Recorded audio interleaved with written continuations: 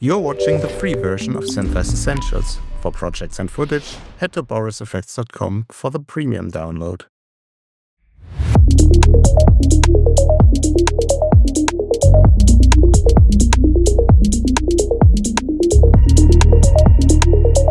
Hello and welcome back to SynthEyes Essentials. I hope you enjoyed the first class and are already a little bit more familiar with the SynthEyes interface. We will get into SynthEyes properly in the next class, but in this video, we are going to focus on more of the underlying concepts, ideas, and applications of matchmoving.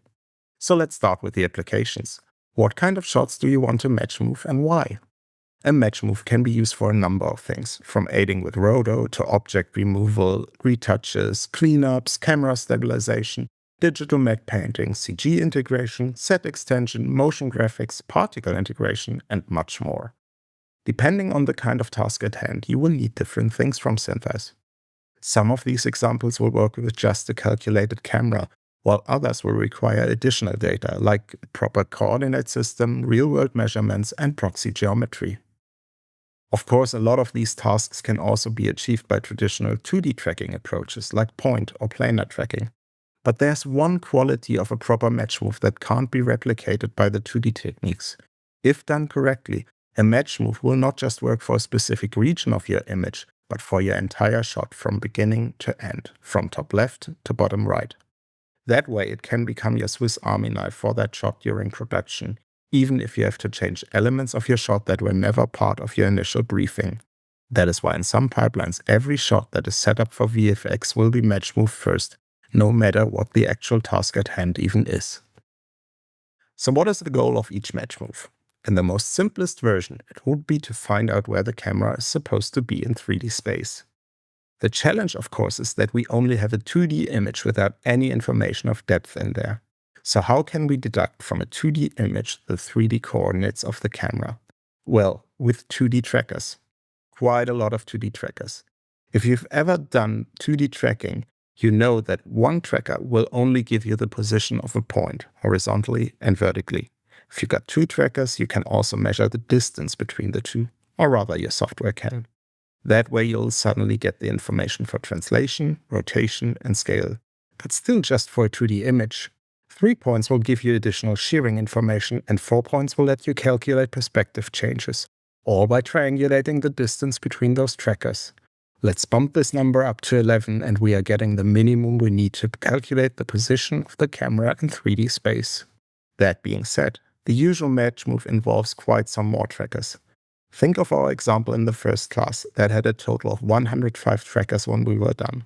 That doesn't mean that more is always better, but providing a lot of good data to the software will help to compensate for glitches an individual tracker might have on certain frames. So the first step in generating a matchmove is to track a lot of points in the image. This can either be done automatically or manually. SynthEyes calls this manual tracking supervised tracking. Once these trackers are generated with either method, we can move on to the interesting bit, the initial solve. Once SynthEyes starts solving, it'll look at the relationship between all those trackers and calculate the movement of the camera from the movement of the individual trackers. That is why it is so important that for a camera solve, we do not track any moving objects. We will only track those if we want to do an object solve, but for now, we are gonna stick with solving the camera. Once SynthEyes has solved the camera, it'll place the 2D trackers into 3D space. And now comes something very important to wrap your head around. Before the solve, these trackers were moving 2D trackers, but once the camera is solved, SynthEyes will turn them into static 3D points, naturally, because now the camera is moving. These points, by the way, are not only super helpful in SynthEyes itself, they can also be exported to your CG or compositing application of choice. There they will serve as great guides to navigate and also as axes or locators to attach elements to. With the camera now being solved, SynthEyes generated a virtual camera for us. This is great, but comes with a caveat. Virtual cameras are physically perfect. A CG camera doesn't know anything about vignetting, chromatic aberration, and most importantly, it doesn't know anything about lens distortion. But in all real-world lenses, from the built-in camera of your phone to a huge prime lens, we do have lens characteristics and especially distortion. Why is this important? Well, let's take a look at how SynthEyes comes up with 3D coordinates for the 2D trackers.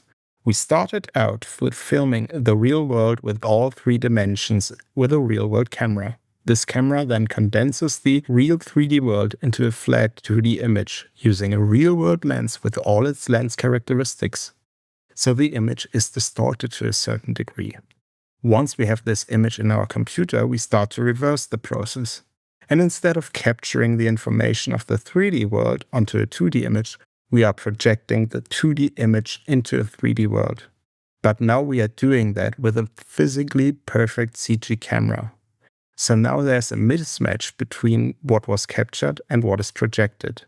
If we don't do anything about this, there will be a drift between the original position of that tracking point and its projected position, depending on the amount of distortion. Usually it tends to get more distorted the closer we get to the edge of the frame. And the bigger the difference, the more the objects will drift in our scene. To remedy this, we need to take lens distortion into account. There are a number of ways to do this, and we will talk about this in greater detail later in the course. But from the start, we need to know that there are differences between real-world lenses and their virtual counterparts. It is also important to know that the way we decide to treat lens distortion in SynthEyes has ripple effects down our VFX pipeline. That is why eventually we will need to decide on a lens workflow. More on that in a later class. And there are other factors that can contribute to a bad solve. One we've already encountered in our first example, subtle movement of objects we tracked. We want to make sure that the parts of the image we track are as locked as possible if we are solving for a camera. But there are other factors as well. Motion blur and defocus can make it really hard to track your image, as well as obstructions by moving objects, lighting changes, image compression, and artifacts. There are different methods to overcome these hurdles. Some are best treated before tracking, some during, and some after, but all of them can and will contribute to the quality of your camera solve. I'm stressing this point so much because, as you will see during this course, match moving is a very iterative process. We start off with an initial solve and then we tweak and refine until it's in a place that works for us. To be able to do that, we need to verify if our track is good or if it's still in need of improvement. In most cases, the best approach to do that is to generate proxy geometry, like our earthling in the first class. That way we were able to check whether he stays in place on that concrete base or if he jumps or drifts. Would he have drifted, it would have been an indication that we would need to further refine our shot. And as we also learned in the first class, we need to set up a coordinate system, not only in order to place that geometry, but also so that we are able to navigate the scene once we leave SynthEyes into another application. Same goes for the proxy geometry. It not only serves as a reference for a match move, but it'll also help the CG or compositing artists as a base for their work. So with all that, we are left with 5 elements that we always want to have when we finish a solve. A camera, 3D points, a lens distortion workflow, a proper coordinate system, and reference geometry. Now that was a bunch of concepts and requirements thrown at you, so take a well-deserved break and let it all sink in. And I will promise you, once you're back, we will step right back into SynthEyes with an all-new hands-on example. See you there.